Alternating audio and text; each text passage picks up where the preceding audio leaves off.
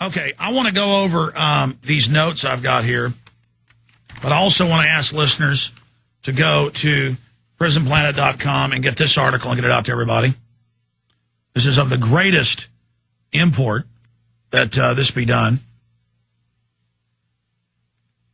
Obama's science advisor called for planetary regime to enforce totalitarian population control measures. Folks, this has the documents, the book. You got to read this. Now, these are some notes I wrote this morning. I promised I was going to cover these on air. I meant to spend hours elaborating on each, but I'm just going to go over these points I wrote slowly so you know my philosophy and where I stand, where I hope people will stand with me on.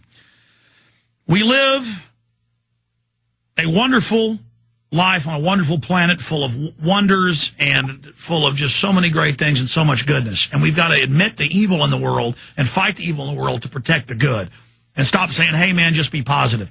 We are positive. That's why we're fighting. The only way to be in control is to kill. It is not easy to do good. It is easy to do evil. See, it's hard to control an outcome if you're trying to build and nurture and give people freedom. But it's easy if you're the dark New World Order chiefs to engage in evil and extermination and control. Because they don't care who they hurt. Just remember that. They are the priests of power who love to press on the nerve of power, who love to grind humanity into submission, who love to engage in horrible tyrannies. We must resist them. So step up to the plate, as I said in that rant in the first hour, which we're about to cut back to in a moment. Look what we've turned into. Tortures people's children in front of their parents. Now admitted mainstream news. I told you 7 years ago, now it's mainstream news. Hit teams, banks robbing us and stealing. We're going into bondage to the elite who think of us as total scum. To my attackers, many of which are not COINTELPRO and are not government, but pick up on COINTELPRO, who believe it's fashionable to attack me because I'm the most prominent voice in the fight against the globalists. My God, I can't believe I'm the most prominent. Anybody in the world, maybe Ron Paul or me, but I'm the more hardcore and on some of the issues he won't get into, as he said to the camera as well. I haven't gone to 9/11 because I'm too busy. We understand, but the issue is, to those that attack me just because of jealousy or whatever, jealous of what? That I was up here at 1 o'clock in the morning last night? Jealous because I'm fighting hard? Be leaders. Don't destroy yourselves. I want you to be right beside us and right in front of us and right behind us in this fight. And I know I'm good and I know I'm for real. And it's just sad to see you not being your own person, to see you obsessed with me. And in a way, it helps me become more famous and better known, but that's not what I want. I want us all to be leaders and to affect change. But in a negative, sick, worldly system, you're actually helping Alex Jones when you lie about me and attack me and spread my name. So in a way, I guess God just blesses us and people find out who I really am and find out the truth. So it's just hurtful because I know I'm for real, and I know 99% of what's said about me is a lie or a distortion. And a lot of you aren't government operatives. You just are very worldly and been twisted, and I feel sorry for you. And I want you to be your own person and not be played. Be your own man and woman. A message to the feds, the contractors, the ideologues, those of you that are on the wrong side of history against those of us that love liberty and freedom.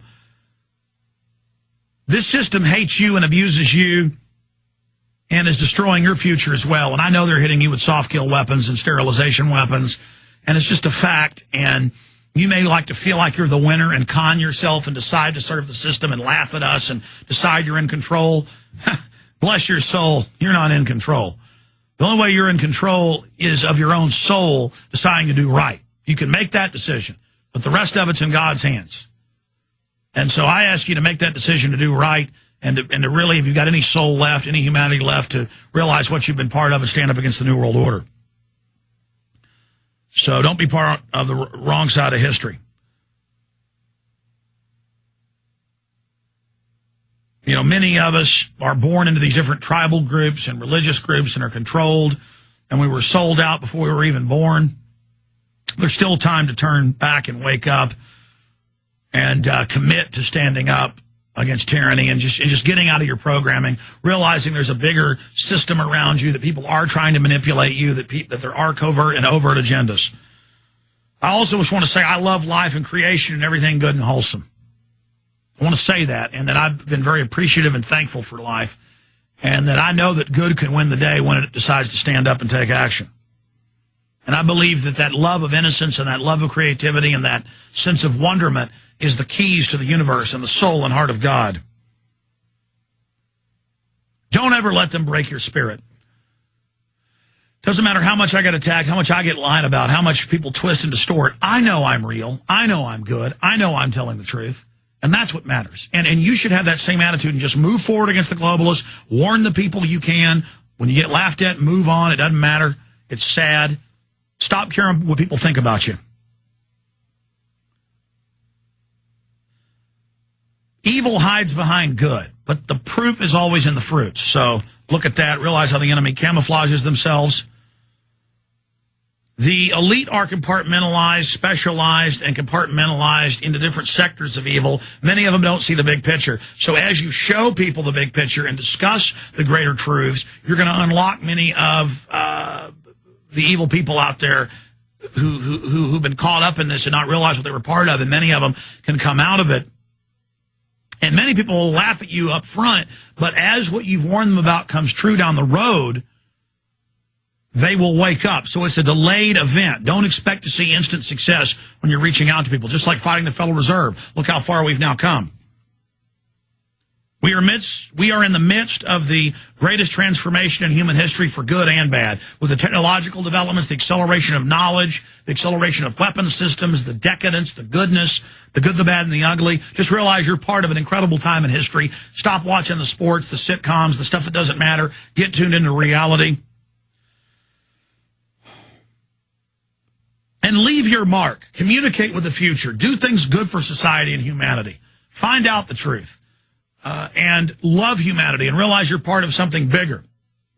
Realize that we are our ancestors and we are our future progeny, and that we're all one species. We're individuals, but we're also part of a greater tapestry. And in that, you certainly never die unless the species is irrevocably damaged by the criminal predators that are running the system.